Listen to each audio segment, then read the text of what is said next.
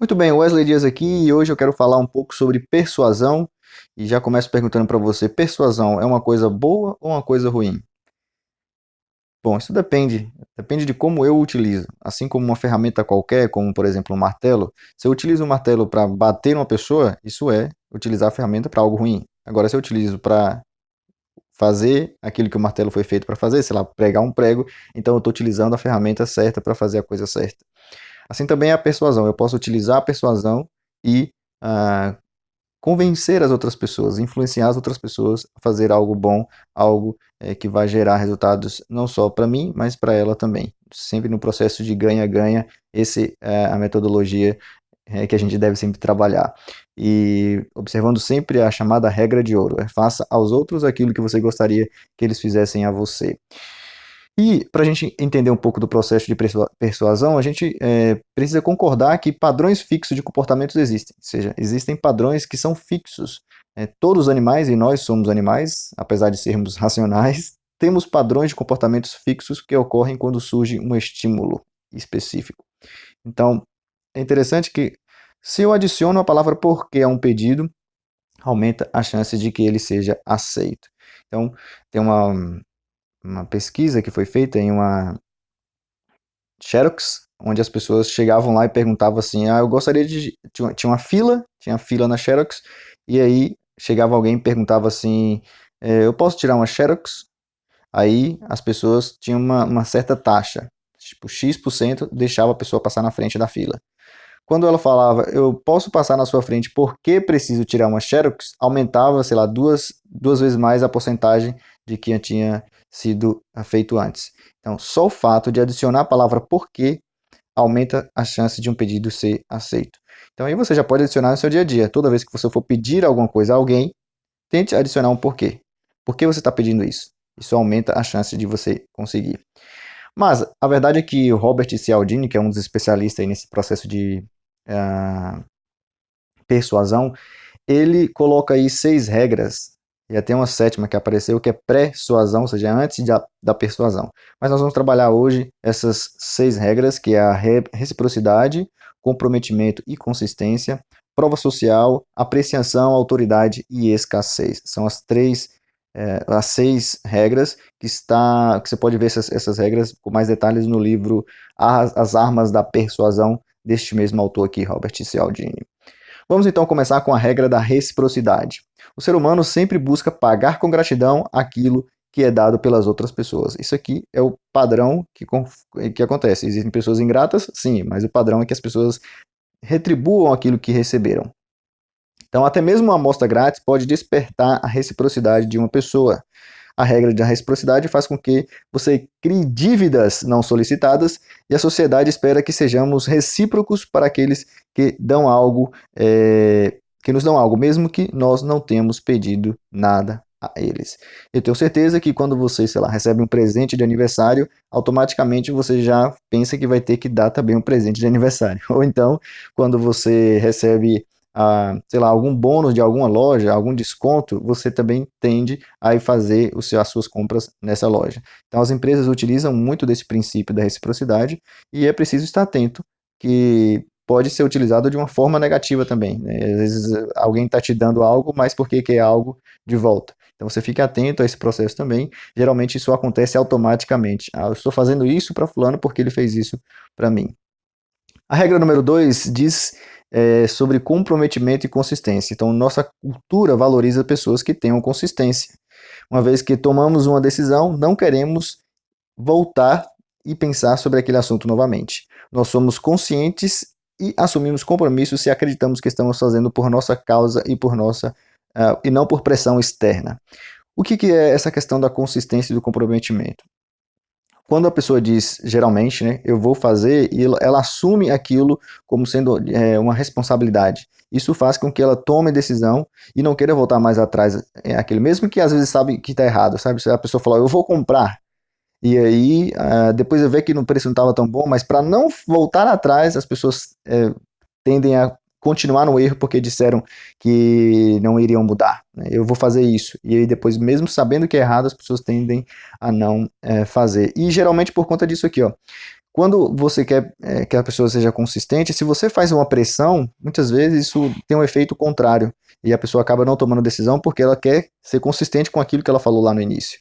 Então é interessante a gente perceber esse tipo de comportamento também, que às vezes é um padrão fixo, não altera, a gente automaticamente faz esse tipo de comportamento no dia a dia. A regra número 3 fala sobre a prova social. Então, nós temos uma tendência a aceitar um comportamento como sendo mais correto. Eu aceito o comportamento como mais correto se vemos outras pessoas adotando o mesmo comportamento. O ser humano utiliza-se do comportamento dos outros para determinar qual o melhor comportamento para si. Então, muitas vezes a prova social é uma farsa como as risadas do programa de auditório. Vamos entender o processo aqui. Neste primeiro aspecto, o que a gente tem? Eu sei que está correto porque todo mundo está fazendo. Isso também é chamado a prova social, ou seja, é um comportamento normal do ser humano. E eu também quero dizer, em relação aqui embaixo, que, por exemplo, um restaurante, você está andando numa estrada deserta e que você não conhece a cidade. Aí, um restaurante vai estar cheio e um outro não tem ninguém. Geralmente, as pessoas, o comportamento normal é ir para aquele restaurante que está cheio, porque as pessoas estão validando que aquilo está funcionando. Ou então, quando você vai comprar em uma loja e você quer ver os comentários do que os clientes estão dizendo sobre ela. Se as pessoas estão falando que tem pessoas comentando, às vezes comentários até negativos, mas aquilo valida de que a empresa existe, do que uma empresa que não existe. E aqui embaixo, interessante, provavelmente você já viu em programas de auditório, onde a risada ela é uma farsa, ou seja, assim, você tem a piada e o áudio de risadas é soltado depois da piada, mas isso faz com que as pessoas sorriem porque tem outras pessoas sorrindo.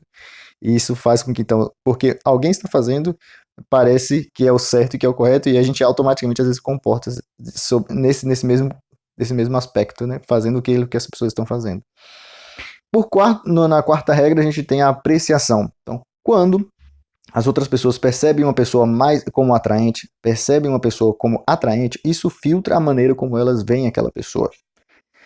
Estudos demonstram, olha só que interessante um exemplo, que criminosos mais atraentes tendem a ter condenações de menores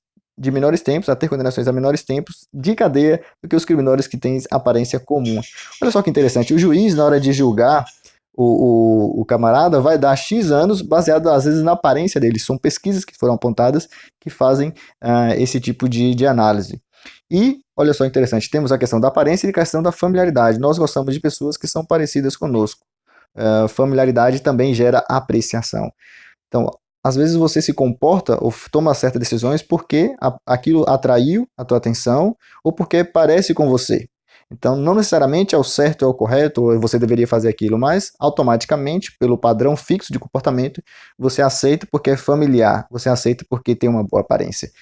Então, essa é a regra da apreciação. Em relação à autoridade, somos programados para obedecer às autoridades na maioria das vezes. Então, aqui a gente vai para os exemplos. Se alguém é apresentado como um professor, os alunos o percebem como uma pessoa fisicamente mais alta do que se a mesma pessoa fosse apresentada como um estudante. Essa pesquisa fez o seguinte: chega lá o professor, alguém na sala, e fala assim: esse aqui é um professor. E depois pergunta qual é a altura dessa pessoa. E os dois teriam a mesma altura, né? Porque eles foram em salas diferentes no mesmo aspecto. Os dois têm as mesmas alturas em salas diferentes. Quando falava que a pessoa era um professor, a altura que as pessoas davam para aquela pessoa era maior do que quando a pessoa era um aluno. Ou seja, a questão de autoridade aqui. Só porque a pessoa é um professor, ela parece ser mais alta. Olha que interessante. Esse outro exemplo também. Motorista de táxi tende a demorar muito mais para buzinar para um carro de luxo que atrapalha o trânsito do que para um carro mais velho. Porque ele considera que aquele carro tem uma pessoa lá dentro que tem mais autoridade, por isso que está dirigindo aquele carro. E aí a gente, se você perceber, as pessoas fardadas, as pessoas de jalecos, as pessoas bem vestidas no padrão de autoridade também passam essa ideia, e aí a gente percebe isso, né? Que a autoridade, só porque fulano tem aquele título, a gente considera que aquilo que ele está falando é verdade. A gente precisa também despertar para esse comportamento padrão fixo que a gente tem. E por último, a gente falou também lá na sequência, a última regra 6, é a escassez. Então, muitas vezes, a simples ideia de perder algo que possuímos nos motiva mais do que a ideia de ganhar algo de valor similar.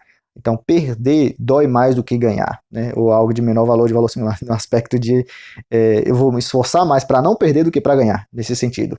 Então, acreditamos que as coisas que são difíceis de serem conquistadas são melhores do que as coisas fáceis. E aqui tem aquele aspecto interessante, né? Que você só vai dar valor quando perder. É justamente isso, porque quando as coisas são difíceis, a gente tende a dar mais valor. Eu tenho certeza que uma roupa que você pagou muito mais caro, você valoriza muito mais do que a que você pagou mais barato, porque você entende que tem valor aquilo lá também.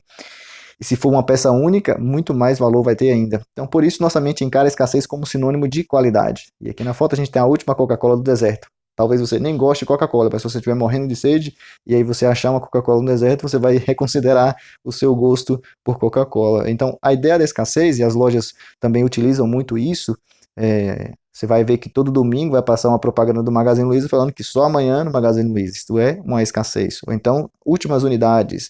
Isso gera escassez e passa a ideia de qualidade naquele produto, ou de que se eu não tomar essa decisão, eu vou perder.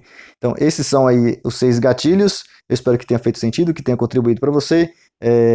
Fique atento para utilizá-los quando você deve aproveitar alguma oportunidade ou para não cair também nesses gatilhos e pensar uma segunda vez quando alguém te falar sobre escassez ou sobre autoridade, por exemplo. Beleza? Um grande abraço, até o próximo vídeo.